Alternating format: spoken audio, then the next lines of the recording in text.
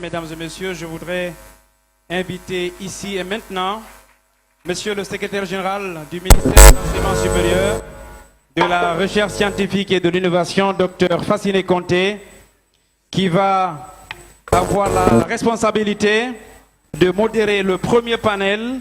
C'est bien la conférence ministérielle avec pour thématique la recherche et l'innovation au service de la communauté. Tout à l'heure, Monsieur le secrétaire général va donc introduire les différents ministres et les représentants des ministres de la sous-région invités à prendre part à ce panel. Dr Fassine Conté, facilitateur donc de ce panel, dans quelques instants. Je voudrais, en attendant, vous remercier, mesdames et messieurs, les directeurs des centres de recherche qui n'ont ménagé aucun effort afin que cette mobilisation soit ce qu'elle est aujourd'hui. L'ensemble des recteurs et directeurs généraux de nos institutions d'enseignement supérieur, l'ensemble des cadres du cabinet du ministère de l'Enseignement supérieur et de tous les cadres du ministère. Également, grand merci à nos invités qui nous viennent du Burkina Faso, de la Côte d'Ivoire, du Niger également, et l'ensemble des ministres qui étaient présents et qui sont encore représentés dans la salle, membres du gouvernement de la République de Guinée. Je n'oublie pas les partenaires techniques et financiers ici présents et les sponsors de cette grande rencontre. À présent, monsieur le modérateur, secrétaire général, président de la commission d'organisation de la Sénari, Semaine nationale de la recherche et l'innovation. On va donc décaler, monsieur le modérateur, à vous le micro.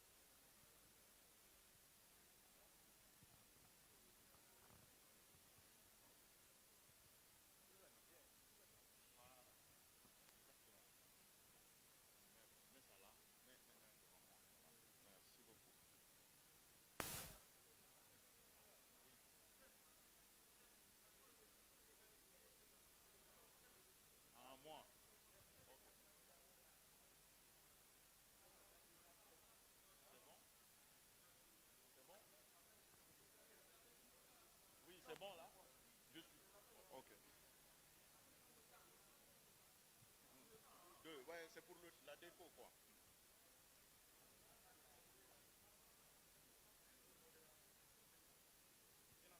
Ok, c'est bon? Non, non, non, c'est pour la régie. Bonsoir, chers invités. Comme notre modérateur de circonstance vient de l'annoncer, j'ai l'insigne honneur de modérer cette conférence ministérielle, conférence d'ouverture de cette semaine nationale de la recherche et l'innovation. La recherche et l'innovation sont de nos jours des outils incontournables pour amorcer une véritable dynamique dans le développement socio-économique de notre pays, voire même de nos pays. À ce jour, comme les discours de ce matin l'ont rappelé, les données disponibles sur la recherche et l'innovation pour notre pays ne sont pas reluisantes. Notre pays ne consacre que 0,03% de son budget à la recherche et à l'innovation, alors que la norme est de 1%. Nous avons également le plus faible taux d'étudiants inscrits au doctorat dans la sous-région ouest africaine, soit 10 étudiants par million d'habitants inscrits au doctorat en 2022, contre 407 pour le Sénégal en 2015. Et c'est selon les statistiques du ministère de l'Enseignement supérieur de 2021-2022. De même que le ratio du nombre d'étudiants de 100 000 habitants est très faible et également en dessous de la norme UNESCO. À date, nous avons 2000 étudiants pour 100 000 habitants. Selon la norme, il faut d'ailleurs faire remarquer que cet indicateur, ce chiffre est en baisse dans notre pays. Il passe de 404 en 2018 à 600, est en hausse dans notre pays. Il passe de, excusez-moi, est en baisse dans notre pays. Il passe de 904 en 2018 à 642 en 2022 dans notre pays. Alors, quelle stratégie pour faire de la recherche et de l'innovation un véritable levier pour le développement économique de nos pays? Nous aurons alors dans cette conférence un ministre, un représentant des partenaires techniques et financiers et des représentants des ministres venant des pays amis, mais également un secrétaire général d'une institution supranationale, pour en fait partager leur expérience et approfondir la réflexion sur cette question. Ainsi, nous aurons dans ce panel quelqu'un qui a toujours eu de l'estime pour moi, un enseignant-chercheur, un ami du système éducatif, comme il ne cesse de me le rappeler. Je veux appeler à cette tribune le docteur Lansine Condé, ministre du Budget.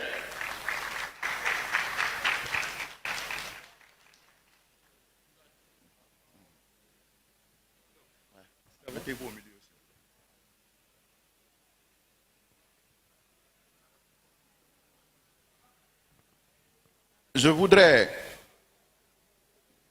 également demander humblement à quelqu'un qui nous a toujours exprimé son intention de soutenir la recherche et l'innovation dans notre pays. Je veux parler du représentant résident du PNUD. S'il vous plaît, monsieur.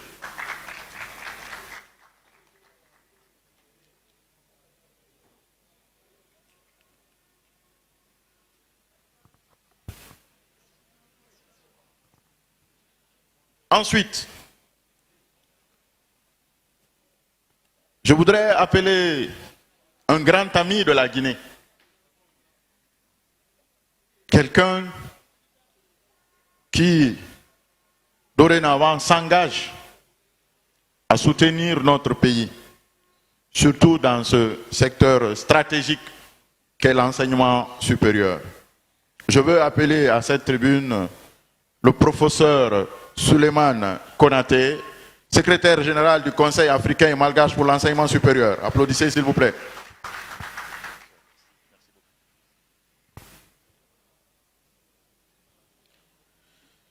J'avais bien dit dans l'introduction que nous avons des pays amis qui ont bien voulu faire le déplacement pour la Guinée, pour venir un peu nous soutenir dans cet important exercice.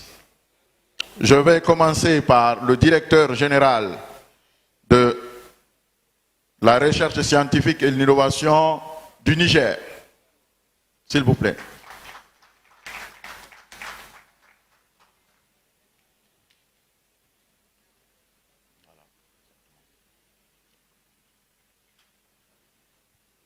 Non, allez, non. Je voudrais également demander humblement à monsieur le directeur général de la recherche scientifique et de l'innovation du Burkina de nous rejoindre. Enfin, nous avons un autre grand ami qui représente son Excellence, Monsieur le ministre de l'Enseignement supérieur de la Côte d'Ivoire. Je veux parler du directeur de cabinet.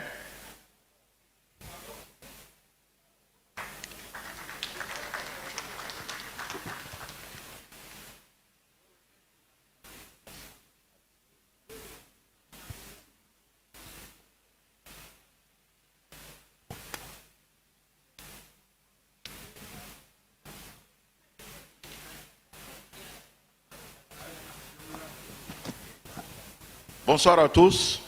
Je voudrais vraiment commencer par vous souhaiter la bienvenue et vous dire que nous sommes très honorés que vous ayez accepté de venir partager un peu votre expérience sur certaines questions importantes, surtout par rapport à la recherche.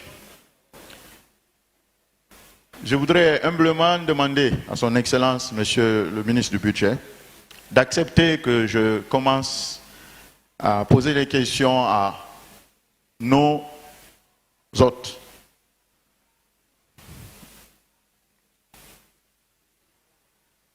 Monsieur le directeur général de la recherche et de l'innovation du Niger, du moment où nous sommes tous convaincus, les différents discours depuis ce matin l'ont rappelé, de l'importance de la recherche et de l'innovation pour nos pays, je voudrais vous demander de partager avec nous votre expérience sur comment vous faites pour constituer une communauté de chercheurs et d'innovateurs dans votre pays.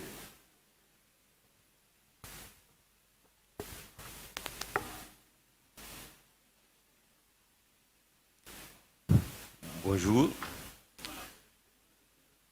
Merci beaucoup pour nous avoir invités à ce panel pour partager nos expériences dans le domaine de la recherche scientifique et de l'innovation technologique dans nos différents pays. À titre introductif, je dirais que la science, la technologie et l'innovation constituent le moteur clé de la croissance économique durable et la thérapie idéale pour l'éradication de la pauvreté. Les exemples des pays du Nord et des pays émergents nous administrent la preuve que les sciences, technologies, innovations jouent un rôle central dans les transformations économiques. Les sociétés qui ont réussi à trouver des solutions adéquates à leurs multiples défis de développement actuels et futurs ont dû privilégier les connaissances et les compétences scientifiques, la technologie et faire la promotion de la culture de l'innovation. Il est donc vain d'espérer un développement durable sans passer par l'appropriation des sciences, technologies, innovations et leur intégration dans le processus de planification du développement de nos États.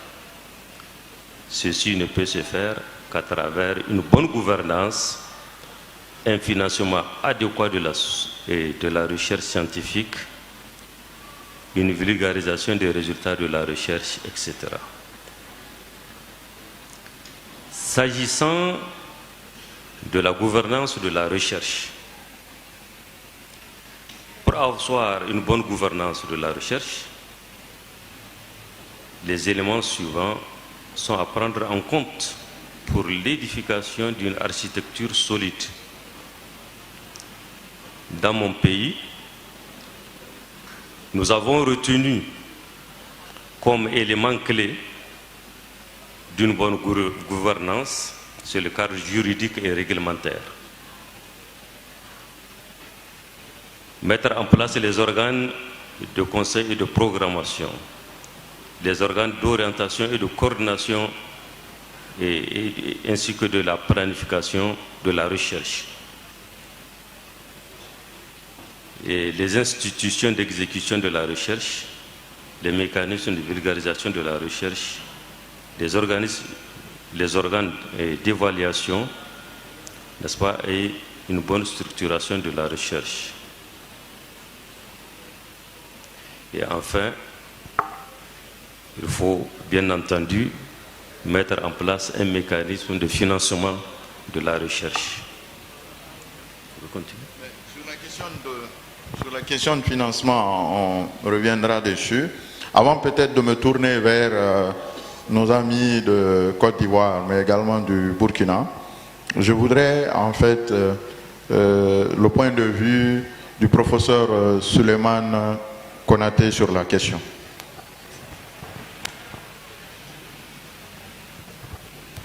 Merci, monsieur le secrétaire général, cher homologue. Permettez-moi d'abord de brosser très rapidement le tableau de la question de la recherche, de l'innovation et du développement en Afrique. Comme je l'ai dit un peu dans mon discours, il faut savoir que plusieurs institutions ont tiré la sonnette d'alarme à l'effet que la recherche scientifique et l'innovation ne crée pas de richesse en Afrique et donc ne contribue pas au développement. Ceci peut expliquer les retards accusés par les pays africains. Au niveau du diagnostic, on constate qu'il y a 7 manquements pour pouvoir avoir une recherche scientifique qui impulse ce développement. La première chose qui est très importante, je parle donc à l'échelle de l'espace CAMES, c'est d'avoir une politique de recherche et une stratégie ambitieuse. Ça passe par la création d'une loi cadre sur la recherche et l'innovation. Ça passe également par des orientations claires au niveau politique par rapport à la contribution de la recherche au développement.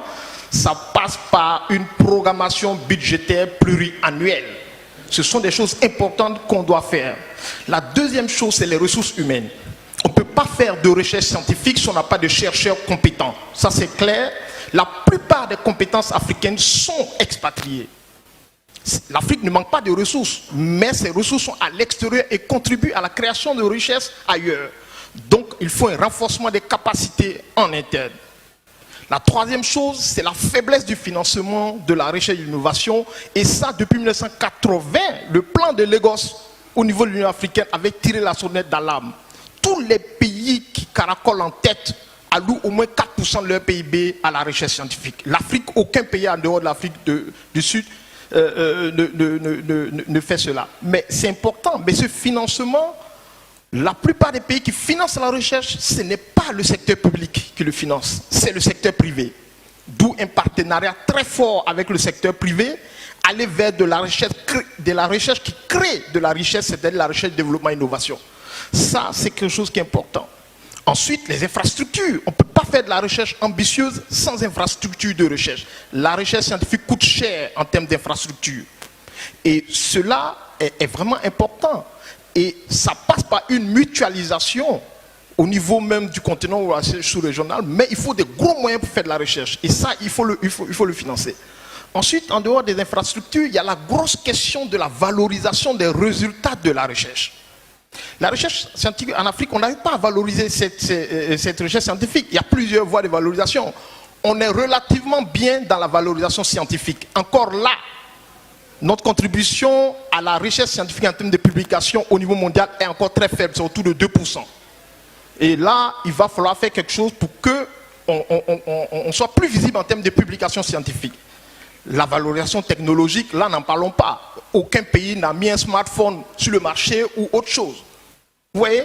Et donc, les autres formes de valorisation, c'est que la valorisation économique, la valorisation sociale et la valorisation politique, nous n'en sommes même pas encore là. Il va falloir que chaque pays essaie de créer des agences nationales de valorisation, comme ce qui se passe un peu au Burkina Faso, pour que les résultats de la recherche soient protégés par des brevets, mais soient valorisés à travers des produits et des procédés. Ça, c'est quelque chose qui est important. Ensuite, il va falloir aussi qu'il y ait de la gouvernance de la recherche. C'est-à-dire qu'il faudrait avoir aussi des cadres de suivi et évaluation de la recherche. Parce qu'il faut le dire, nous, on est des chercheurs à l'université, on n'a pas de compte à rendre. Il va falloir faire comme certains pays le font, créer des contrats, disons, de performance au niveau de la recherche. Et puis la dernière chose, qui est l'une des plus importantes, c'est la vulgarisation de la recherche. Et c'est en ça qu'il faut saluer ici la scénarii qui fait de la vulgarisation de la recherche, c'est-à-dire amener la recherche vers les populations, amener les populations vers la recherche. Il y a aussi l'équivalence en Côte d'Ivoire qui s'appelle la KISS, la Caisse internationale de la science. Voici un peu le diagnostic par rapport à la situation. Je peux vous donner quelques solutions du CAMES, mais je peux revenir après là-dessus si vous voulez. En tout cas, au niveau du CAMES, déjà, on a commencé à penser à ça depuis 2013. Depuis 2013, l'évaluation des enseignants-chercheurs et chercheurs du CAMES, on prend en compte leur contribution, les services à la communauté universitaire et les services à la société. C'est deux types de services complètement différents.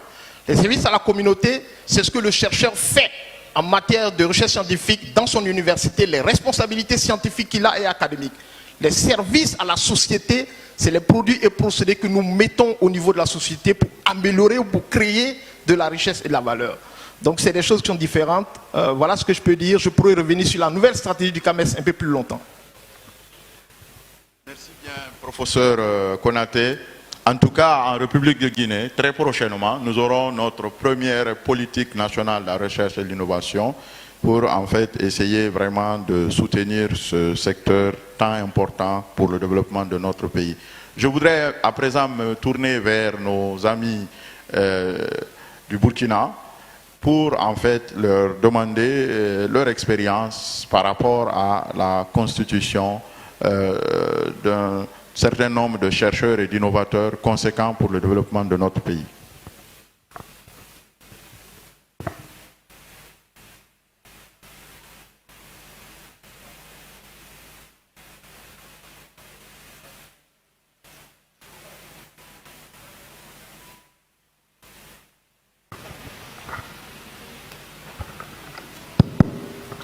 Merci beaucoup. Je voudrais avant tout propos remercier les autorités de la République du Guinée, le comité d'organisation, pour avoir associé le Burkina Faso à cette activité importante qu'est la Semaine nationale de la recherche et de l'innovation en Guinée.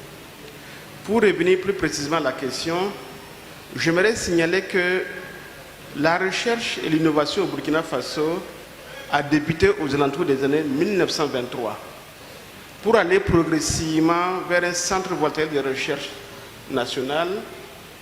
Puis, l'une des dates les plus marquantes a été 2013. C'est en 2013 que le Burkina Faso a voté une loi d'orientation de la recherche scientifique et de l'innovation. Cette loi d'orientation de la recherche scientifique et de l'innovation prévoyait de mettre en place un certain nombre de dispositifs pour encadrer et propulser la recherche et l'innovation dans notre pays. C'est ainsi que nous avons mis successivement en place une politique nationale de la recherche scientifique et de l'innovation. Nous avons mis en place un haut conseil national de la recherche et de l'innovation présidé par son excellence, Monsieur le Premier ministre, qui se réunit une fois l'an et qui adresse une question essentielle en liaison avec la recherche et l'innovation dans notre pays. D'autres dispositions ont été mises en place, notamment le prix d'excellence de la recherche et de l'innovation, qui fait en sorte que chaque année, les structures sont mises en compétition dans des domaines bien donnés. Il y a 8 domaines qui ont été définis. Ensuite, nous avons, en concertation avec l'ensemble des acteurs, défini ce qu'on appelle des programmes nationaux de recherche et d'innovation. Et là, il y a 8 programmes nationaux fédérateurs qui ont été mis en place, couvrant tous les secteurs clés du développement économique et social de notre pays. Avec ça, la Direction générale de la recherche et de l'innovation est présentée comme la structure de coordination et du contrôle de la recherche, la structure qui fait la prospective de la recherche et de l'innovation. Et récemment, avec la dernière revue de l'organigramme de notre ministère, nous avons pris en compte ce qu'on appelle les savoirs endogènes. Parce que l'on dise, nos communautés sont aussi porteuses de savoir et donc de solutions à des préoccupations qui hantent nos économies nationales. Et donc, il faudra apprendre aussi à conjuguer nos intelligences avec elles pour pouvoir donc apporter des solutions, je l'ai dit, pérennes, des solutions dont nos communautés vont s'approprier les solutions pour aller vers le développement endogène. Dans le cadre de la loi d'orientation, il a été prévu, et là nous sommes en train de le mettre en place, un cadre de concertation entre la recherche et le secteur privé. Déjà au niveau du sommet de l'État, il y a depuis maintenant près de 20 ans un cadre qui est mis en place de concertation entre l'État et le secteur privé dans tous les domaines. Et là, on va aller spécifiquement vers un cadre de concertation chercheurs, secteur privé, pour adresser un certain nombre de préoccupations dont M. le secrétaire général du CAMES a déroulé tout à l'heure. Faire en sorte que la recherche qui va se mettre en place soit une recherche qui apporte des solutions à des questions clés que se pose le secteur privé. Et que le secteur privé, par lui-même, puisse contribuer à la mise en œuvre des activités de recherche pour apporter des solutions à des questions qui se posent. Je pourrais revenir sur certains aspects dans un second temps. Merci bien.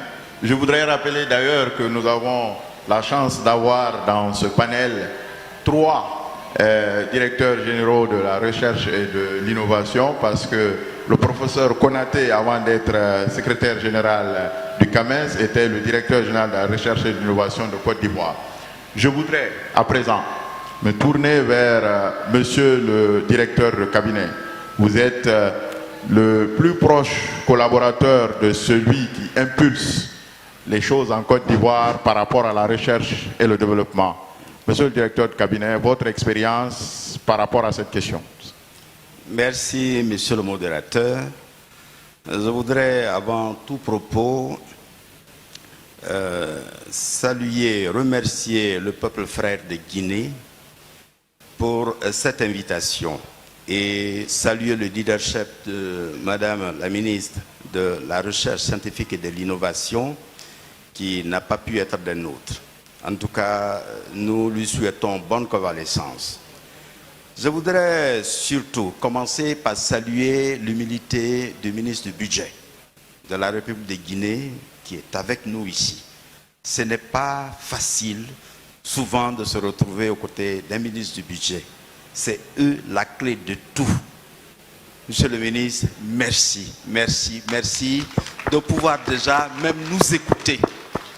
Également, la présence des partenaires techniques financiers, le PNUD, et ce sont des gens d'expérience qui connaissent nos préoccupations. Ceci dit, pour ce qui concerne la recherche et l'innovation au service de la communauté, eh bien, le regard actuel sur le monde nous dit que les frémissements qui ont lieu actuellement, l'ordre mondial qui vient d'être secoué est dû tout simplement à la recherche et à l'innovation au service de la communauté. C'est pour ça qu'on parle aujourd'hui d'un monde unipolaire d'hier pour un monde multipolaire. Qui sont les animateurs de ce monde multipolaire? C'est des gens qui aujourd'hui, lorsque nous allons établir tout à l'heure le classement des pays qui mettent plus de 4% de leur PIB dans la recherche, eh bien, ce sont ces pays-là qui aujourd'hui bousculent donc l'ordre mondial. Cela étant, la recherche en Côte d'Ivoire, et comme vous l'avez si bien dit, l'ancien directeur général de la recherche est ici avec nous, eh bien, cette recherche-là a été grossièrement héritée de la colonisation. Et comme mes dévanciers l'ont si bien dit, elle n'était pas encadrée par une loi d'orientation. Et c'est à partir de 2011 que le chef de l'État nous a donné l'ordre de réorienter notre recherche. Bien, et puis nous avons donc, sous le contrôle du directeur général de la recherche et du ministre de l'enseignement supérieur qui mettait en œuvre cette vision du chef de l'État, divisé nos priorités en matière de recherche en programmes nationaux de recherche. À ce jour, nous en avons 10 qui prennent en compte depuis les préoccupations de notre pays en matière de sciences humaines, sciences sociales, jusqu'aux sciences la technologie et en passant par les substances pharmaceutiques, les substances naturelles, la pharmacie, la santé et tout. Eh bien, nous l'avons fait ainsi pour que nous soyons organisés et que la loi d'orientation qui vient d'être mise en place puisse encadrer cette recherche-là. Alors, c'est fait dans l'esprit qu'il faut que ça puisse être arrimé au plan national de développement, celui qui est en cours 2021-2025, pour prendre en compte les préoccupations socio-économiques du pays. Il ne faut plus que ce soit une recherche cloisonnée entre les laboratoires universitaires, mais une recherche ouverte sur le monde de la production, le monde socio-économique. Et c'est pour ça que, organisée comme telle, elle doit pouvoir être pertinente pour que ce soit éligible chez les partenaires techniques et financiers. Voilà. Donc, nous sommes lancés sur cette voie. Et pour le moment, et je saluais la présence du ministre du Budget, je vais rapidement faire, le point d'achoppement a toujours été le financement consacré à la recherche. On va y aller là. Merci beaucoup, monsieur le directeur de cabinet. Merci. Je vais maintenant me tourner, d'ailleurs, c'est la raison pour laquelle il est dans ce panel. Mais je voudrais vous dire que son Excellence, monsieur le ministre du Budget, que je connais, se sent plus proche du monde des enseignants que celui des finances, parce que c'est un enseignant-chercheur. Monsieur le ministre du Budget, plusieurs interventions d'ailleurs, dont la dernière l'ont martelé, la question de financement. Le plus souvent, quand on interroge les chercheurs et innovateurs par rapport à la faiblesse de la production scientifique dans notre pays, voire dans nos pays, ils évoquent le plus souvent soit le manque ou la faiblesse des fonds alloués à la recherche et à l'innovation. Je voudrais vous demander humblement, quel est votre point de vue là-dessus, s'il vous plaît, monsieur le ministre. Merci beaucoup. Merci à tous pour les brillants exposés qui m'ont précédé, qui ont permis de situer le sujet dans son contexte. Je vais ouvrir une digression et je vais refermer derrière. Et je vais revenir à la question du financement. Juste pour que les gens comprennent, en fait, quand on dit innovation, en quoi ça peut être utile. Je suis en train de produire de l'huile de palme. J'utilise le palmiste, je nettoie, j'utilise l'eau que je perçois. Pour passer au feu, j'ai un process et j'ai de l'huile de palme. La noix, je jette. L'innovation, c'est le jour où mon neveu passe chez moi pour dire « Mais tonton, il y a une machine pour transformer ça aussi en huile. » Donc, en plus de l'huile de palme, de palmiste, j'aurais avoir l'huile de la noix qui peut être utilisée en savon. Ça veut dire que maintenant, j'ai deux productions. Ma production augmente.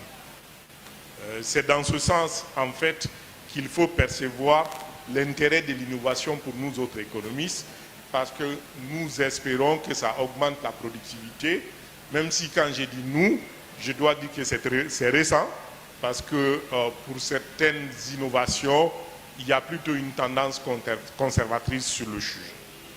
Maintenant, je ne vais pas aller par de moitié. Tous ceux qui me connaissent cette phrase de moi. Si vous pensez que votre problème est un problème d'argent, repensez encore. Parce que vous avez un problème plus sérieux que le problème d'argent. C'est le manque d'idées. Parce qu'avoir de l'argent, c'est avoir l'idée qui crée l'argent. Si vous êtes bloqué et vous ne bougez plus parce que vous avez un problème d'argent, repensez encore. Je le répète, je le répète, je le répète. Ça énerve tous mes proches. Parce que ma compréhension, et je le dis en tant que gestionnaire, mais je le dis en tant que chercheur également, ma compréhension est que le premier sujet à répondre, c'est la vocation. Et quand on parle de vocation en matière de recherche, je ne vais pas occulter la question du financement, je vais revenir. On parle de quoi? on parle d'un enseignement de base solide. Moi, j'ai fait mes études à l'université à Conakry, ici à Gama. Je faisais partie des étudiants qui retenaient l'attention, mais je n'avais jamais entendu parler de laboratoire parlant de la faculté d'économie. Jamais. Jusqu'à la fin de ma maîtrise. J'arrive à Ouaga dans les années 90, à Zogona, pour faire mon 2A. Je suis de la 4e promotion. J'arrive à Ouaga et on me dit, il y a un labo pour les économistes. Moi, j'ai dit non, le labo, c'est pour les médecins, c'est pour les pharmaciens, c'est pour les physiciens. On dit non, non, non, non. Juste dans le couloir, là, il y a un labo. Je rentre dans le labo, je trouve effectivement qu'il y a un labo, il y a des machines disposées, il y a des logiciels là-dedans, et tous les noms des logiciels, je les découvrais, à part Lotus. Sinon, SPSS, Swazam et autres, j'ai découvert dans la salle. Donc, le premier élément, c'est la base à partir de laquelle on forme les étudiants. Ça, c'est l'offre éducative et les infrastructures qui l'accompagnent. C'est ce qui finit par donner le goût de la recherche, l'envie de chercher. Il faut accompagner cela, je suis d'accord, par le fait que, en plus de l'offre, il y ait des structures qui permettent d'encadrer la pensée. L'autre élément, c'est vraiment le point que le directeur du CAMES indiquait, c'est la connexion qu'il y a, je crois que le représentant du Burkina en parlait aussi, entre les problématiques du quotidien et la recherche. Je parle de recherche appliquée, parce que la recherche fondamentale est du secteur de l'État, essentiellement. Ses résultats sont incertains, son applicabilité est incertaine, son bénéfice est lointain, et tout le monde se dit, pourquoi je mets de l'argent dans ça? C'est comme les infrastructures publiques, de façon générale. C'est des biens publics, ça, la recherche fondamentale. Mais la recherche appliquée, c'est les problèmes au quotidien. Regardez qu'est-ce qui se passe autour de nous. Des gens viennent de Chine, en tout cas d'Asie, regardent nos problématiques et reviennent avec des produits. Cette connexion entre la vie de tous les jours et la recherche a un vide dans notre pays, dans nos pays, de façon générale. Comment les chercheurs dans les laboratoires peuvent avoir des problématiques qui ont un sens pour les chefs d'entreprise et qui peuvent les financer. Dans ce cas, la question du financement cesse d'être de grande acuité. Je lisais tout de suite que les 20 premières entreprises qui investissent dans la recherche-développement aux États-Unis mobilisent chaque année 54 milliards pour financer la recherche. 54 milliards. Ça veut dire que le financement peut naître de l'idée et de la valeur de l'idée par rapport à la résolution des problématiques. L'autre problème aussi qu'il faut voir quand on parle de la recherche, et ça fait partie des solutions du CAMES, et ça fait partie des perspectives de la Semaine nationale de la recherche et de l'innovation, c'est la vulgarisation et la valorisation des résultats de la recherche. Les points sur lesquels nous allons revenir, Excellence, voilà. Monsieur le ministre. Donc je ne vais pas m'insister là-dessus. Okay. On reviendra dessus tout de suite, Monsieur le ministre. En tout cas, une chose reste claire, chers collègues, chers cadres du ministère de l'Enseignement supérieur, nous venons d'être interpellés. Nous ne pouvons pas espérer avoir plus de moyens sans vision. C'est pourquoi le ministère de l'Enseignement supérieur, d'ailleurs, Monsieur le ministre, est en train d'élaborer sa première politique nationale de la recherche et de l'innovation pour nous permettre en fait d'avoir une vision. Il faudrait qu'on cesse maintenant de dire que oui, la recherche est l'enfant pauvre de notre système sans pour autant avoir une vision pour espérer avoir plus de financement. Merci bien, monsieur le ministre, mais je vous donne la parole encore à nouveau. Si je peux me permettre, juste, Oui, allez-y. parce qu'il ne faut pas fuir la question du financement. Allez-y. C'est une réalité. Allez-y, monsieur le ministre. C'est une réalité. Mais pour revenir en lien avec ce que je disais au départ, si vous pensez que votre problème est un problème d'argent, repensez encore. L'inflation était mal mesurée dans notre pays. Et le taux d'inflation était à un niveau très élevé. Parce que l'inflation mesurée, c'était l'inflation de Conakry. On mesurait l'inflation de Conakry et tout chauffe à Conakry. Et on disait c'est l'inflation de la Guinée. Conakry, c'est quelque chose autour de 2 millions d'habitants. J'exagère, 4 millions d'habitants. La Guinée, c'est 13 millions d'habitants. Vous voyez combien de fois ça ne reflétait pas. Donc, nous devions lancer une recherche avec l'Institut national de la statistique pour trouver comment mieux mesurer l'inflation et évacuer ce problème pour avoir un niveau d'inflation réaliste. Nous faisons une problématique et nous pensons qu'il faut chercher à mesurer l'inflation à partir des marchés de chaque préfecture. Nous, au niveau des finances, on voulait réaliser l'étude. Je parle avec le gouverneur de la Banque centrale qui ne sait pas encore quel est le coût de la recherche. Mais il me dit je finance 50%. Et il l'a fait. Et dès qu'on l'a annoncé la problématique, il dit je finance 50%, quel que soit le coût. Cette utilité est là. Il y a eu des recherches ici utiles. On a créé ici le CA44. C'est le riz avec une certaine grande productivité dans des zones de marécage. Et on a aussi créé Tulip en Guinée. Tulip existe en Guinée. Vous voyez? Donc, comment on valorise ces éléments et qu'on essaye de les intégrer dans ce que nous faisons, ça c'est l'autre question. Maintenant, pour finir, en réalité, le ministère de l'Enseignement supérieur, je ne parle même pas de la recherche, tout le ministère de l'Enseignement supérieur pèse dans le budget de l'État autour de 5% et autour de 0,6% du PIB. Si on considère que le ministère de l'Enseignement supérieur ne va pas accorder la plus grosse part de son financement à la recherche, donc si je ne prends que 10% de cela, vous vous imaginez combien de fois le financement de la recherche est faible chez nous.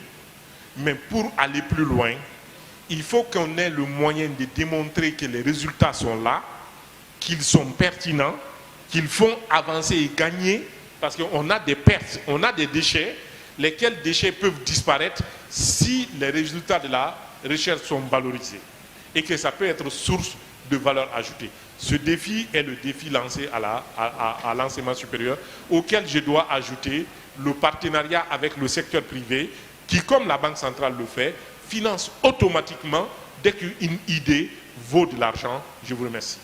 Merci bien, monsieur le ministre. L'interpellation est là, chers collègues. À nous maintenant de chercher à relever le défi et j'ose espérer que très prochainement, on pourra en fait avoir cette vision tant revendiquée pour espérer avoir plus de financement.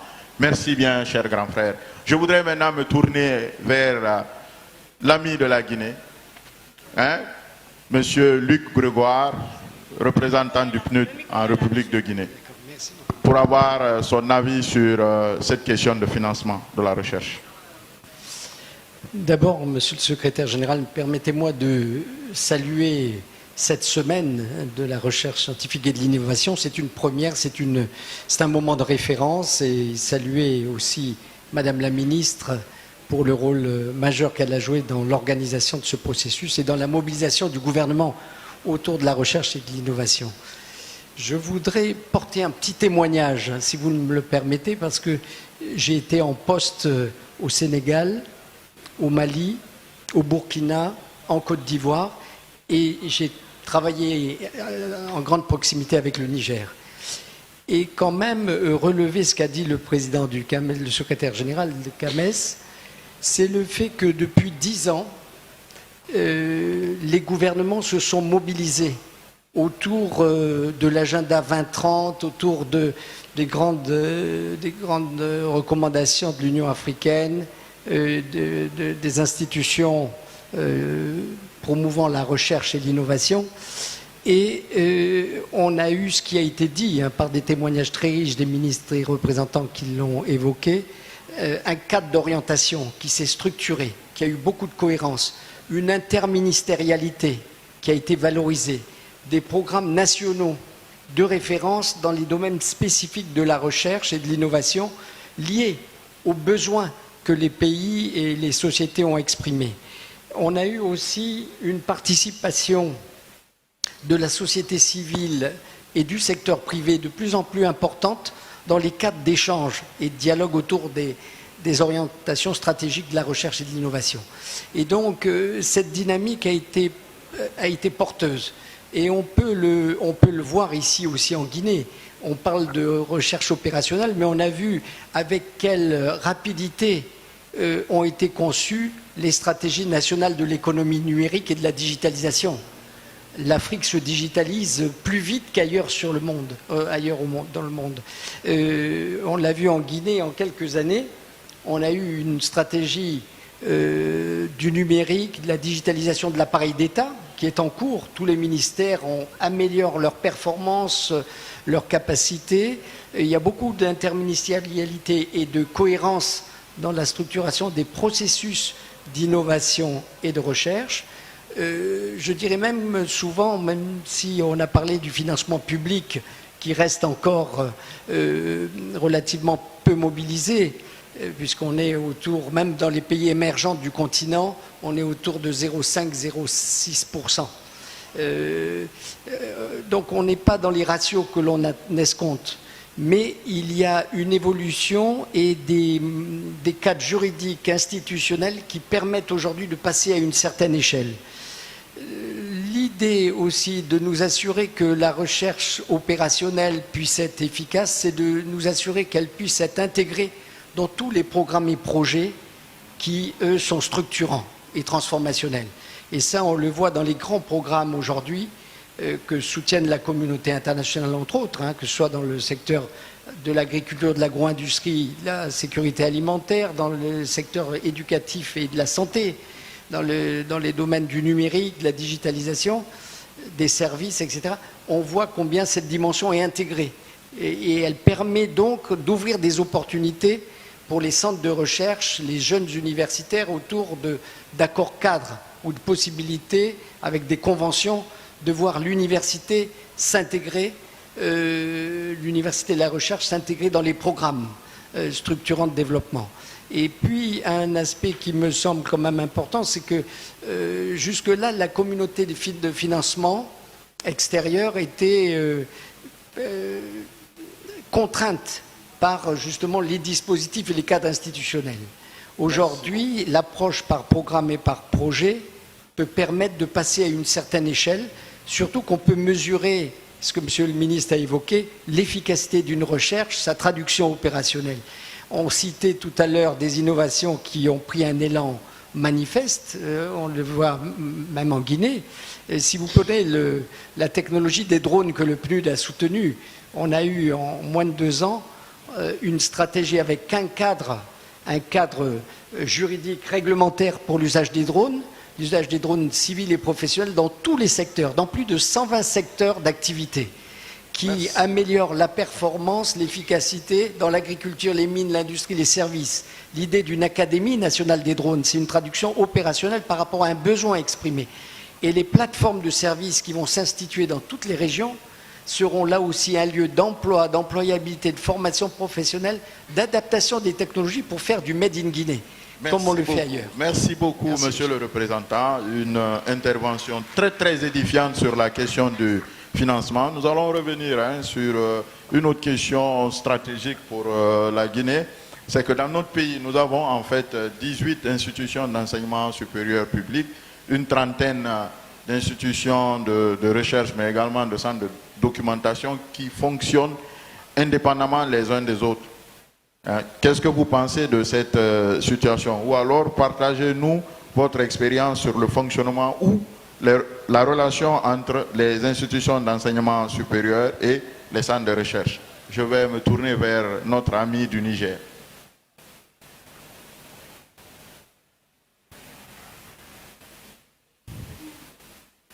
Merci beaucoup. Au Niger, nous avons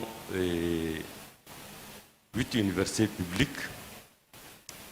et des instituts de recherche et des grandes écoles. Tous font la recherche. Donc, c'est vrai, c'est un problème que nous vivons actuellement. Mais nous sommes en train de penser au niveau du ministère de l'Enseignement supérieur et de la Recherche à une mutualisation des ressources, à mettre en place un annuaire des anciens chercheurs et des chercheurs pour pouvoir rentabiliser ou n'est-ce pas donc faire de la visibilité pour nos anciens chercheurs afin qu'ils se mettent dans des projets communs pour pouvoir avancer ensemble. Parce qu'aujourd'hui, les ressources étant limitées, les laboratoires sont peu équipés. Parfois, à des endroits, dans certains endroits, ils sont inexistants. Mais cette mutualisation des ressources peut faire en sorte que la recherche puisse avancer normalement. Donc voilà ce que nous sommes en train de faire à ce niveau pour faire face, n'est-ce pas, donc, aux problèmes de ressources que nous rencontrons. Merci, Monsieur le Secrétaire général. La question de la disparité des institutions et des ressources est une question criarde et elle est, je me rappelle une étude de l'AUF. L'AUF a fait une étude très intéressante là-dessus sur la stratégie de la recherche de manière générale en Afrique francophone. Et c'est vrai qu'on voit que c'est une recherche qui est cloisonnée, chacun un peu dans son coin. Ce que je peux dire par rapport à ça, d'abord au niveau national. Au niveau national, ce qu'il faut faire, il faut aller vers une mutualisation et une optimisation des ressources, qu'elles soient humaines ou qu'elles soient scientifiques. Ça passe par des programmes nationaux de recherche déjà, qui sont des programmes non attachés à une institution, mais qui sont attachés à des pôles de compétences au niveau national sur des thématiques qui vous intéressent. Là, c'est l'ancien DGR qui parle, sous le contrôle de monsieur le DICAP. Ensuite, ça passe par des moyens communautaires de la recherche. Chaque institution ne peut pas avoir un diffractomètre au rayon X ou alors un microscope électronique. Ça coûte trop cher. Il faut au niveau national avoir des centres de référence qui sont des moyens communautaires de la recherche où l'État peut mettre 4 milliards pour acheter un appareil et ça à la disposition de toute la communauté. Ça peut être un centre de calcul et tout ça. Ça, c'est important. Il faut ensuite maintenant des centres d'innovation et de technologie qui soient dans les institutions d'enseignement supérieur de recherche. Ça, c'est le dispositif au niveau national qu'il faut mettre en place, sans oublier la formation. Et la formation, elle est importante. Et c'est en cela que les écoles doctorales sont très importantes. Parce que dans notre milieu, la recherche, disons la formation à la recherche, par la recherche, c'est dans les écoles doctorales qu'il faut faire. Il faudrait que tous les pays partent vers la mise en place d'écoles doctorales. L'école doctorale, elle doit être basée sur au moins 3 valeurs. La première valeur, il faudrait que les écoles doctorales soient un moyen de mutualisation des ressources humaines et des compétences. Il n'est pas question que des universités différentes aient des formations qui soient identiques. Ça, c'est du gaspillage. Deuxièmement, il faut de la pertinence dans les sujets abordés dans les écoles doctorales. Pertinence, ça veut dire des sujets qui abordent les questions, comme l'ont dit monsieur le ministre, des questions réelles de société. L'université ancienne, les premières universités étaient au service de la société. C'est là que se concevaient les politiques. Et il faudrait qu'on revienne à ce rôle régalien de l'université et que les écoles doctorales aient des sujets pertinents. Troisièmement, et qui est très important également, il faudrait que les écoles doctorales soient faites de telle sorte qu'il y ait une adéquation entre les besoins du marché, les besoins de la société et les produits que sort la recherche. Au niveau du CAMES, c'est ce que nous essayons de faire. À l'échelle supranationale, nous, les 19 pays, nous envisageons d'abord de créer ce qu'on appelle les collèges des écoles doctorales. Ces collèges des écoles doctorales vont permettre de mutualiser les ressources à l'échelle de la région et vont reposer sur des salles de compétences. Mais des compétences par rapport à nos problèmes, par rapport à nos potentialités. On ne va pas les compétir avec les autres sur des terrains où ils sont très loin devant nous. L'Afrique regorge de connaissances endogènes, comme l'a dit le Burkina Faso, regorge de ressources naturelles à un climat propice. On peut aller vers des technologies africaines. Et ça, c'est ce qu'on va essayer de faire au niveau du CAMES en créant des salles de compétences. Et ces centres de compétences ne seront pas localisés quelque part. Dans chaque pays, on va identifier les compétences du pays et on renforce les capacités de ce centre qui devient un centre à l'échelle du CAMES pour pouvoir sortir des produits vraiment africains. Vous voyez? Bon, on a d'autres... maintenant, pour le financement aussi, je vais revenir là-dessus. Il faut vraiment... Parce qu'on a beau parler, on a beau avoir des belles stratégies, s'il n'y a pas de financement, ça ne marchera pas. Il faut penser le financement. Il faut avoir un modèle économique adapté. Voilà, ça c'est très important. Merci. J'ai l'impression à chaque fois que monsieur le secrétaire général anticipe un peu sur les questions de cette conférence. En tout cas, on vous remercie pour cette proposition. Je voudrais rappeler d'ailleurs que la Guinée est en pleine réforme des programmes. Les programmes de nos institutions d'enseignement supérieur vont être adaptés aux besoins du monde de l'entreprise, au monde du monde du travail, pour permettre en fait d'avoir des formations, des programmes de formation adaptés vraiment à notre économie. Je voudrais maintenant me tourner vers monsieur le directeur de la recherche et de l'innovation du Burkina pour qu'il nous partage son expérience sur ce sujet qui dit que les institutions d'enseignement supérieur fonctionnent indépendamment des structures de recherche de notre pays. Merci, monsieur le modérateur. Au Burkina Faso, il y a un certain nombre d'initiatives qui ont été prises qui permettent de fédérer le monde des universités de celui des centres de recherche et de tenter de créer une synergie. Je vais citer entre autres.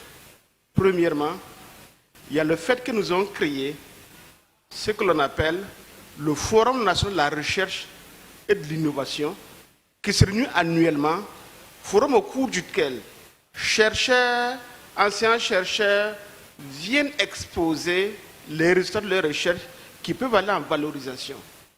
Deuxièmement, il y a eu un arrêté ministériel qui a été pris pour créer ce qu'on appelle des unités mixtes de recherche, qui fassent en sorte que des chercheurs des centres de recherche des universités se mettent ensemble autour d'une thématique bien définie pour porter donc pendant plusieurs années des questionnements et proposer des solutions.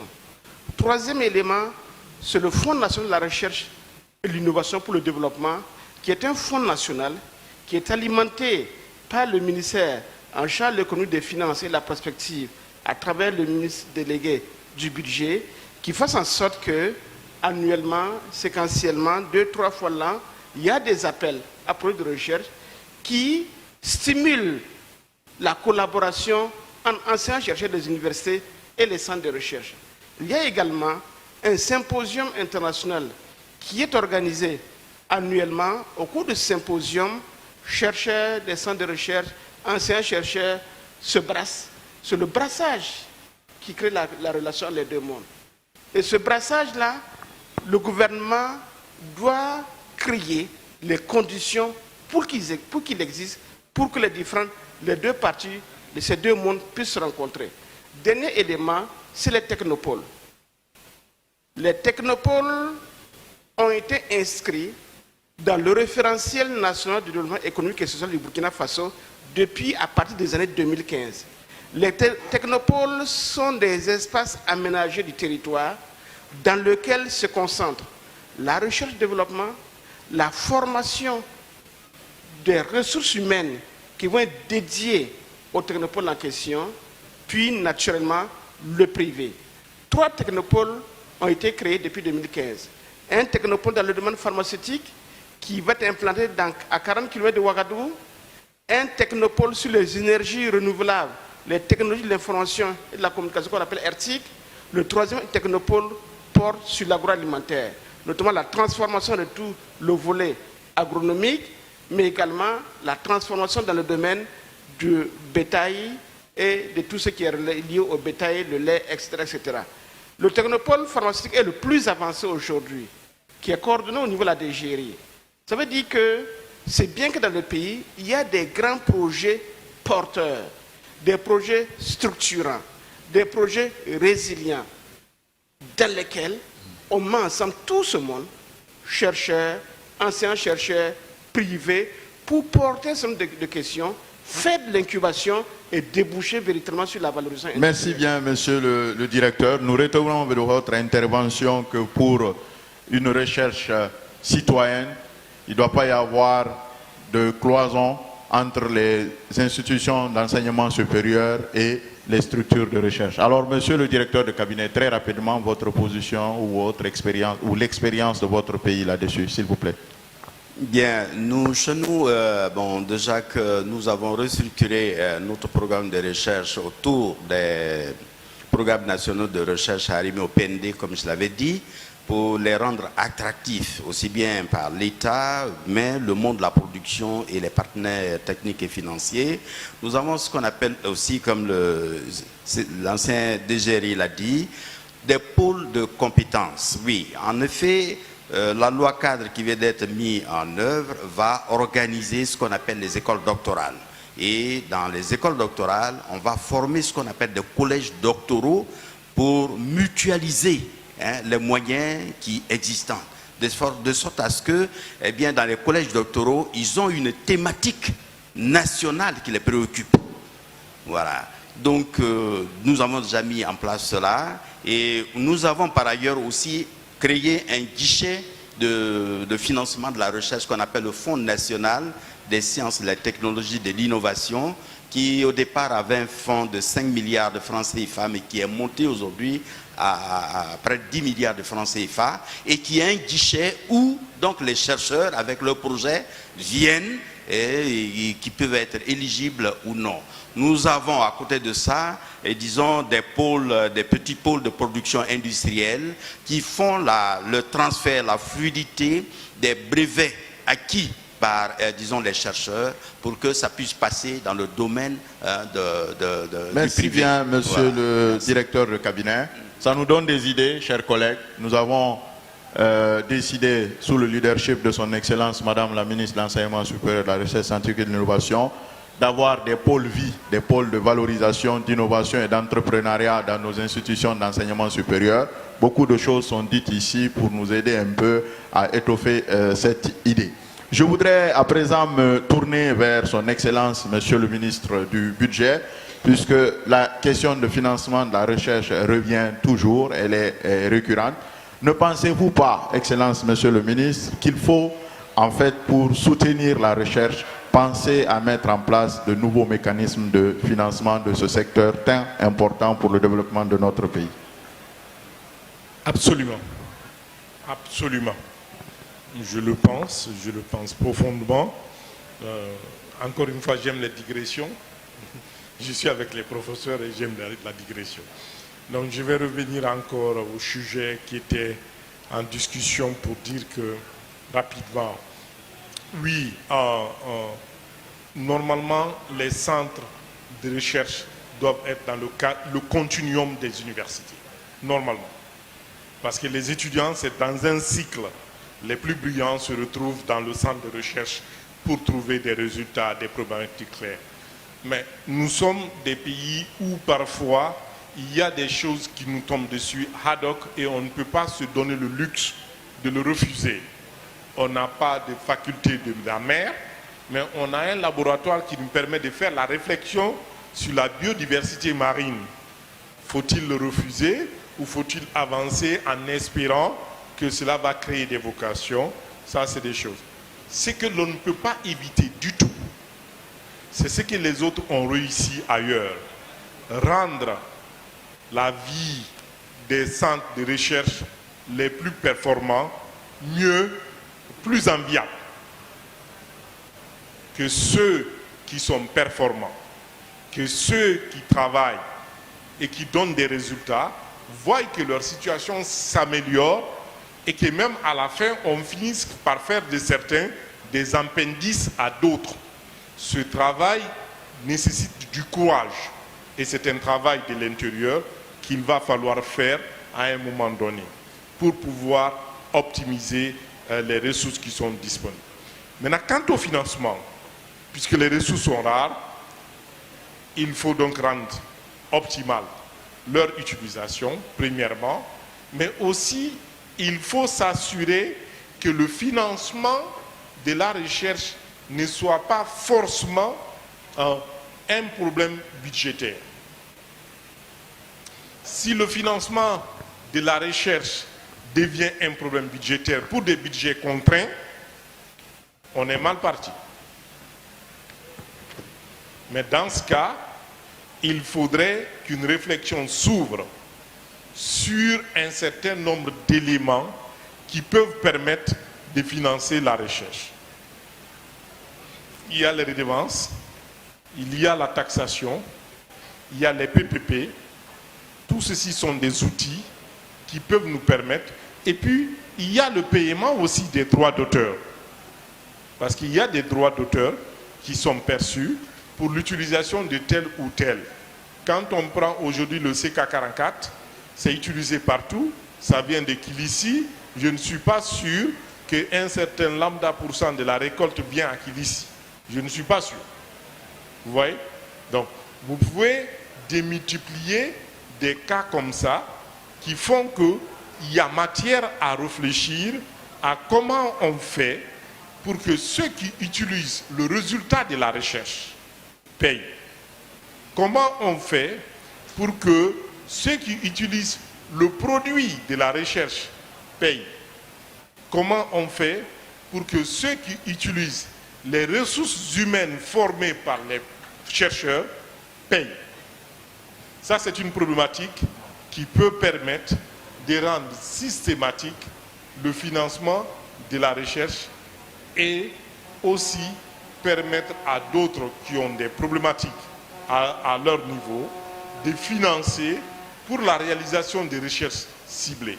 Je vous remercie. Merci bien, monsieur le ministre. En tout cas, nous retenons... Je reconnais, je voulais juste dire que je reconnais encore une fois que l'ensemble du ministère de l'enseignement supérieur ne fait que 5%, mais je vous promets que quand vous regardez le budget de l'État, ça fait partie du top 10. Donc, il y a une difficulté à augmenter. Merci bien, monsieur le ministre. En tout cas, nous retenons de cette dernière intervention que vous nous proposez une restructuration un peu des centres de recherche et qu'il faut en fait en garder les plus dynamiques. Et comme nous sommes à l'ère des contrats de performance, je pense que cet exercice n'est pas du tout difficile pour nous.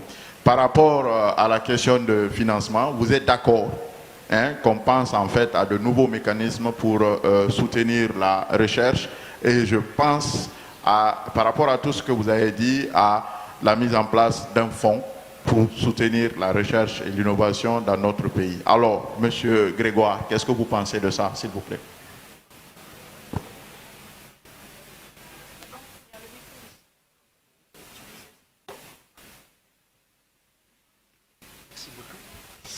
Écoutez, bien évidemment, on souscrit à cet engagement, à cette mobilisation forte des autorités nationales et surtout des partenariats qui se construisent entre les différentes parties prenantes au cadre macro-institutionnel de la recherche et de l'innovation.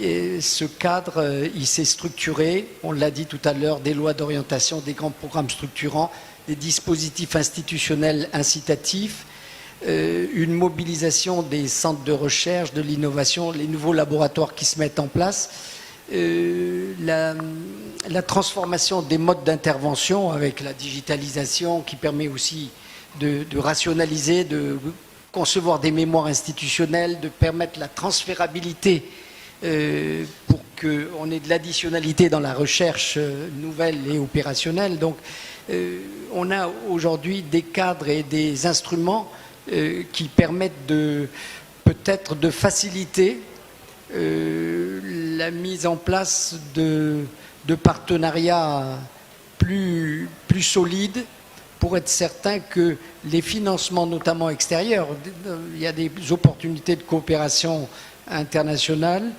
soient mieux orientés et de permettre à travers des programmes et projets de pouvoir les suivre et de tirer les financements nécessaires. Donc cet aspect d'interministérialité, le lien entre la société civile, le secteur privé et les engagements publics de la recherche se ce triptyque doit être promu, valorisé. Et je pense que la semaine que nous connaissons, les forats, les symposiums qui occupent la scène des décideurs politiques, publics et privés, permettent de mettre en exergue toutes les opportunités et de pouvoir les faire fructifier. Je pense que c'est cette interaction au quotidien qui peut permettre aussi de lever un certain nombre de goulots d'étranglement pour le financement. Il faut une approche très pragmatique autour de ces grands programmes structurants nationaux parce qu'ils permettent de conduire des programmes dans toutes leurs dimensions, planifiés avec une programmation de qualité, des systèmes de suivi, évaluation, de performance qui permettent de drainer les ressources. Merci bien, Monsieur Luc Grégoire, représentant résident du PNUD dans notre pays. Chers conférenciers, nous voici au terme de cette conférence, mais avant de mettre un terme à cet exercice, j'aimerais passer la parole à chacun de vous, à tour de rôle, en 2 minutes pour votre mot de la fin. Merci beaucoup. Et donc, par rapport, je voudrais un peu parler par rapport au financement de la recherche. Et pour nous, le financement de la recherche doit d'abord être une priorité nationale. Ça doit être une souveraineté nationale. Parce que les résultats de la recherche appartiennent aux bailleurs. Celui qui finance la recherche, c'est lui qui a les résultats. Et nos États doivent faire l'effort de financer la recherche à travers des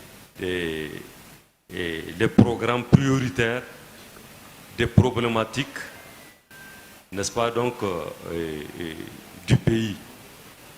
Parce que chaque État doit avoir un programme ou des axes de recherche sur lesquels les chercheurs nationaux doivent se pencher. Et pour cela, personne ne peut faire ce travail qu'à travers, n'est-ce pas, donc, nos chercheurs. Et c'est à l'État vraiment de financer cela. Et maintenant, à l'endroit des chercheurs, moi je dirais que pour convaincre l'État à financer la recherche, il faudrait penser à un mécanisme de vulgarisation des résultats de la recherche. Ça peut être à travers les médias, à travers les conférences, pour montrer ce qu'on fait, leur utilité, n'est-ce pas, à quoi ça peut servir l'État. Et là, les industriels et l'État peuvent, n'est-ce pas, donc, mettre la main dans la poche pour financer la recherche. Et la recherche aussi peut être financée à travers, par exemple, les ressources minières, un pourcentage qu'on prélève sur, n'est-ce pas, donc, les retombées de ces ressources, même si c'est 0,1%, je pense que c'est quelque chose, mieux vaut faire que de laisser quelqu'un d'autre financer notre recherche. Et vraiment, c'est ça mon mot de la fin. Et moi, dans mon humble avis, je pense bien que le financement de la recherche doit d'abord être une priorité de nos États. Merci beaucoup. Merci bien. Nous allons maintenant passer la parole au professeur Souleymane Konaté pour son mot de la fin. Merci, monsieur le secrétaire général. Ce que je vais dire, c'est d'abord commencer par dire qu'il ne faut pas qu'on considère la recherche comme un luxe. La recherche, ce n'est pas un luxe, c'est une nécessité. 2 preuves. La première, c'est que toutes les nations qui caracolent en tête du développement et qui nous imposent plus ou moins la direction à suivre, ce sont ceux-là qui ont des recherches les plus performantes. Deuxième chose, l'actualité récente nous a montré que sans la recherche, l'humanité va vraiment à sa perte. La Covid. On a tous couru ici pour faire des tests, on a tous couru derrière les vaccins. La crise ukrainienne, c'est une affaire de recherche également. Donc la recherche n'est pas un luxe, mais pour ça, il faudrait structurer la recherche. En tout cas, pour moi, le mot qu'il faut retenir ici, c'est qu'il faut une réflexion profonde sur la recherche que vous voulez, la recherche que nous voulons, un plan Marshall véritablement sur la recherche scientifique. Et pour ça, il faut identifier d'abord les acteurs. Ça commence par l'État. Quel est le rôle de l'État? Il faut que ce soit clair. L'État, en gros, l'État crée le capital de la recherche. En mettant en place les lois, les stratégies nécessaires pour que la recherche soit réalisée, en formant les ressources pour faire de la recherche, mais également en mettant tous les acteurs ensemble, notamment le secteur privé, par des stratégies incitatives. Le financement de la recherche dans aucun pays n'est probant. Mais par contre, ce sont des financements qu'on appelle des seed money. C'est des financements qui attirent d'autres financements. Donc l'État crée les conditions pour attirer des gros financements. Les institutions d'enseignement supérieur de recherche ont un rôle hyper important. Ces institutions-là doivent réinventer la recherche, faire de la recherche fondamentale, de la recherche appliquée, de la recherche opérationnelle, mais de la recherche qui est visible et qui sert. Et nous devons apprendre à communiquer. Les institutions d'enseignement supérieur, souvent, on nous considère comme vraiment les bébés gâtés. On ne communique pas, on ne dit pas ce qu'on fait et parfois on a les plus gros salaires. Donc il faut que ce paradigme change. Ensuite, le secteur privé. Le secteur privé doit jouer sa partition de manière vraiment très claire. Un secteur privé qui n'innove pas n'est pas compétitif. Ce message doit être clair au niveau du secteur privé.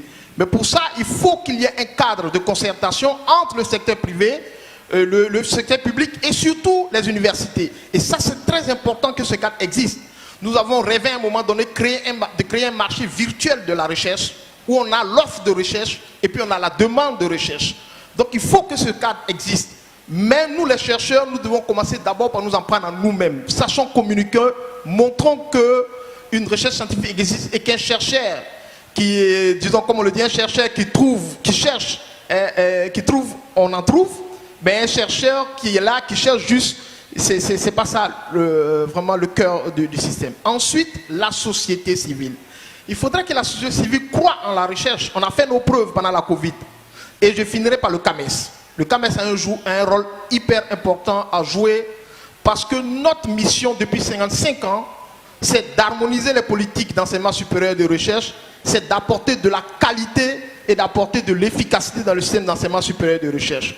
Et cela, nous allons le faire avec vous tous parce que nous croyons à la recherche. C'est vraiment le mot que je voulais dire et encore féliciter la Guinée et le Sénari qui sont en train de devenir la locomotive au niveau du CAMES. Je vous remercie.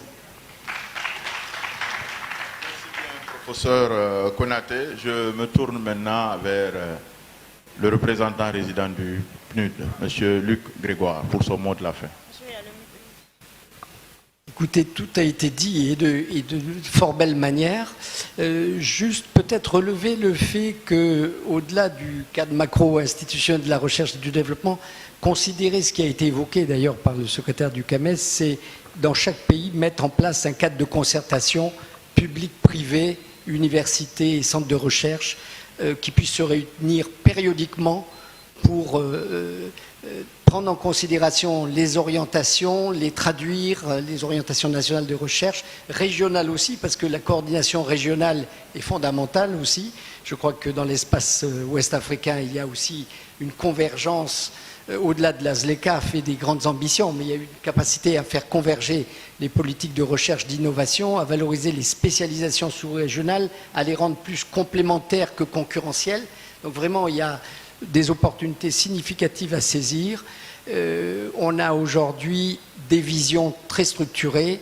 Les politiques et les stratégies sont maintenant formalisées. Les programmes nationaux sont de valeur très consistante. On peut aller à cette échelle et trouver les moyens ambitieux qui sont nécessaires à l'émergence d'une recherche et d'une innovation qui ne mettent pas de côté l'intelligence artificielle, les grands cheminements qui sont en cours. On voit bien qu'on a la capacité sur le continent d'aller sur le métaverse, d'aller sur toutes ces choses, de faire des chaînes de montage de drones, je le disais, sur place. On peut faire aussi bien et être très compétitif. Mais les cadres de concertation et l'intégration de la recherche et du développement dans les programmes et projets, c'est une approche pragmatique et structurante. Merci bien. Je vais maintenant me tourner vers celui qui nous a partagé de plus belle manière les expériences du pays des hommes intègres. Vous avez la parole, monsieur le directeur général. Merci. Comme mot de la fin, j'aimerais intervenir en 3 minutes sur 5 points. Le premier, j'aimerais revenir sur le brassage chercheurs, enseignants-chercheurs. Au Burkina Faso, il y a un arrêté ministériel qui oblige les chercheurs de rang CAMES à donner 50 heures dans les universités. Ça contribue à résorber les retards, en plus de ce que ça crée le brassage.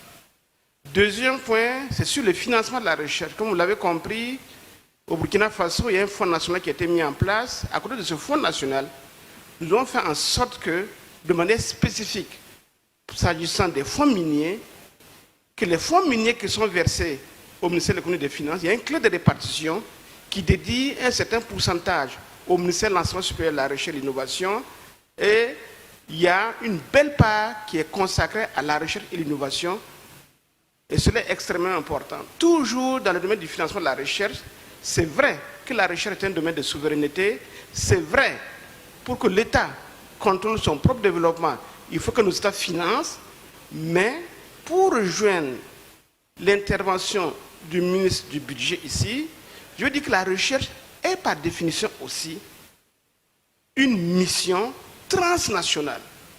Il faut que nos équipes de recherche en Afrique soient capables de lever des fonds extérieurs conséquents. Nos États ont des limites, nos États ont des priorités, nos États ont des préoccupations. Tous les segments de la nation se retournent vers l'État. Il faut que les équipes africaines puissent tisser des partenariats avec des équipes au-delà des pays pour faire ce qu'on appelle la levée de fonds extérieurs conséquents. Il y a des organismes internationaux qui financent la recherche.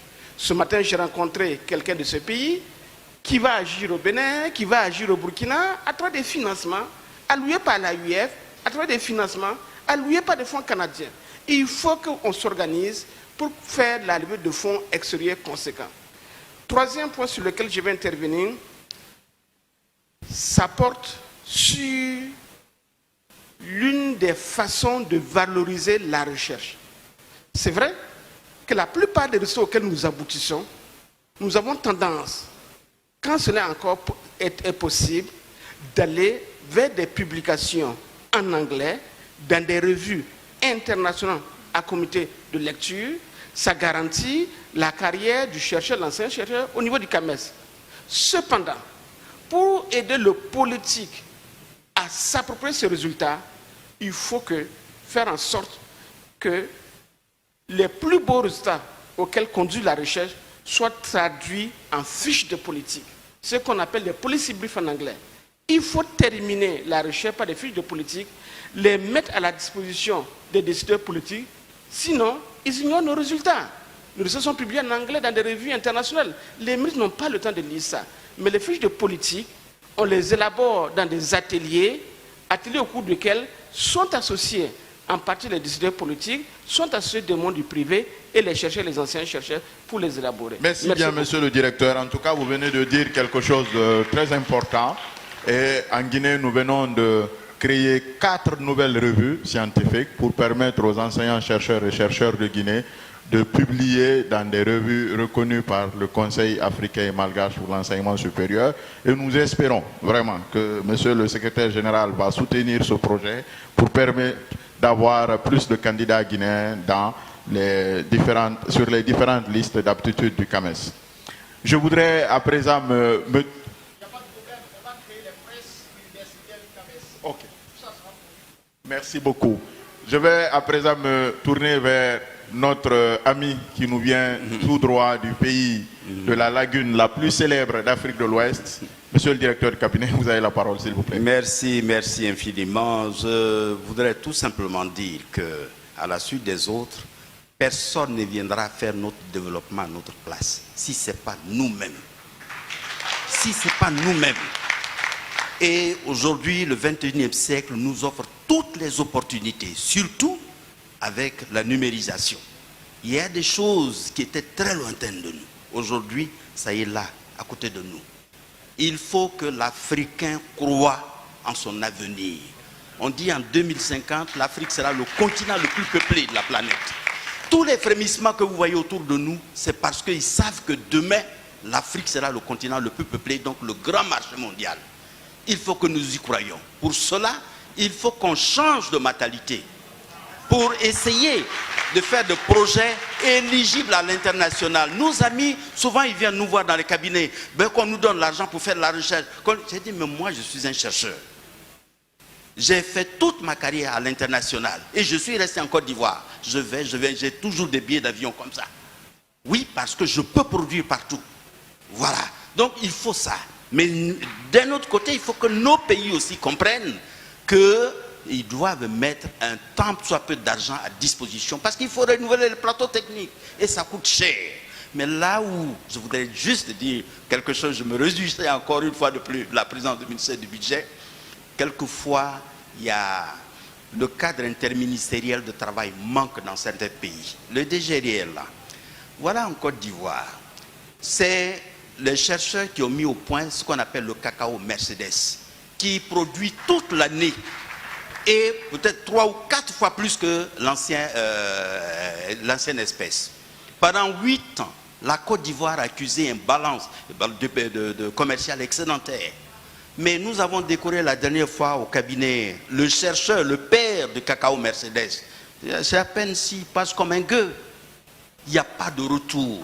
Cette histoire du cacao est comme l'histoire du chercheur Richard Oppenheimer, qui a mis au point la bombe A, dont s'est saisi les États-Unis, l'armée américaine, pour aller bombarder Hiroshima. Et le pauvre, il s'arrachait les cheveux. Merci, monsieur le directeur de cabinet. En tout cas, un discours très fort, un discours d'interpellation. Et j'espère que nous en tirerons les leçons qu'il faut.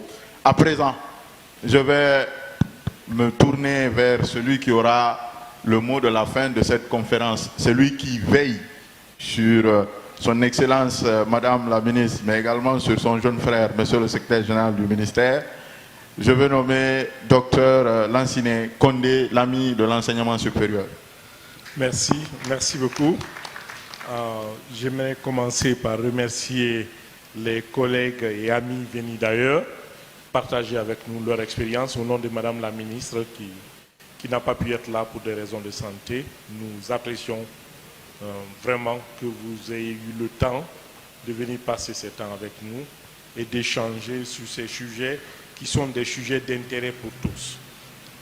Merci également aux représentants résidents du PNUD qui n'a pas peur de financer l'innovation. Quand on a de nouvelles idées, ils accompagnent souvent cela. Je voudrais, dans mes derniers propos ici, rappeler qu'il s'agit de la semaine de la recherche et de l'innovation. Et qu'en matière d'innovation, aujourd'hui, il y a un terrain fertile au niveau de la digitalisation. En fermant au niveau de la Direction générale des impôts l'ensemble des caisses physiques qui étaient là, nous avons enregistré une augmentation de plus de 30% des recettes de l'État en fonction de la sécurisation. Ce n'est pas petit. C'est dire que les ressorts de la digitalisation sont des choses sur lesquelles il faut prêter attention. Mais il y a également d'autres domaines dans lesquels l'innovation ne semble pas évidente et que les gens ont plutôt peur en pensant que le coût de l'innovation serait prohibitif. Je parle notamment en matière d'environnement. C'est faux. Il suffit juste de bien regarder et de voir que cela va permettre de produire plus avec la même quantité. Dans la durée, lorsque vous continuez à produire plus avec la même quantité d'intrants, votre productivité est nettement meilleure et votre profitabilité aussi, et votre business devient prospère. Il y a des nouveaux métiers qui sont en train de se créer dans le domaine climatique qui aujourd'hui n'étaient pas connus, tels que le fait de construire des forêts pour emprisonner du carbone. C'est des sources de revenus aujourd'hui pour des populations qui tirent de cela plus de 80% de leurs revenus. J'écoutais un fermier australien expliquer qu'il en tirait 800 000 € par an.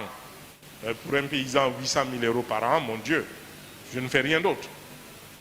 Donc, Je voudrais revenir sur ces aspects. Également, revenir sur une chose, c'est qu'en chacun d'entre nous, il y a les bribes de la recherche. On n'est pas obligé de passer par les facs sophistiqués pour aller à la recherche. On doit avoir l'idée, savoir où peut être sa place et discuter avec le technicien qui peut vous aider à aller jusqu'au terme de votre idée. Sinon, à la naissance, tous les enfants sont inventeurs. Ils n'ont peur de rien. Et chaque fois qu'ils réalisent quelque chose sans se blesser, c'est une nouvelle route qu'il va suivre. C'est en devenant adulte qu'on prend peur. Les germes de la recherche sont dans la curiosité. Les germes de la recherche sont dans le bricolage. Et en chacun d'entre nous, il y a ces éléments. Il suffit de les pousser en se posant des questions sans interdit. Quand vous pouvez vous poser des questions sans interdit et travailler là-dessus, vous avancez. Maintenant, pour ne pas noyer le poisson, je reconnais que pour avoir des plateaux de recherche, il faut de l'argent. Je reconnais que pour aller faire de la recherche sur des problématiques liées à la qualité, à la composition du minerai de fer ou des bauxites, il faut de l'argent. Je reconnais qu'aujourd'hui, le financement qui est accordé n'est pas à la hauteur de ce que l'on peut attendre pour avoir une recherche plus dynamique. Je reconnais également que ce défi est un défi des collègues enseignants-chercheurs.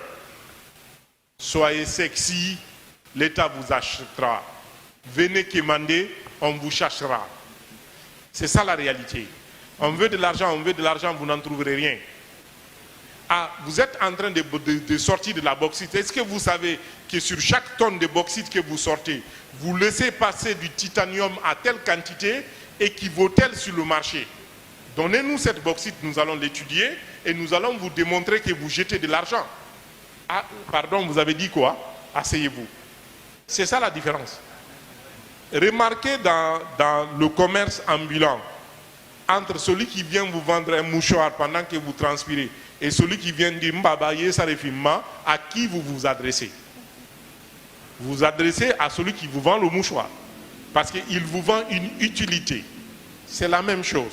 La recherche a de beaux jours devant lui, elle, surtout dans un pays comme la Guinée. Nous maîtrisons mal les quantités qui sortent de la Guinée en termes de minerais. Et c'est un pays à vocation minière. Nous maîtrisons mal la qualité et le spectre. C'est un champ de recherche. On a bouclé. Qu'est-ce qui est fait là-bas pour que l'État commence à gagner plus en exportant la même quantité? Si les problématiques vont dans ce sens-là, ça va régler le problème. Je concède, et je vais finir là-dessus, par le fait que, malheureusement, ici comme ailleurs, nous avons pris la mauvaise habitude de délocaliser la recherche. Chaque fois qu'on veut faire l'audit de quelque chose, c'est approfondi, on appelle un cabinet étranger. Chaque fois qu'on veut faire une recherche approfondie sur les fruits de Guinée et autres là, on appelle un cabinet étranger. Et en même temps, on continue à se plaindre que ceux qui sont là ne se perfectionnent pas, et tout le monde le sait. En matière de cardiologie,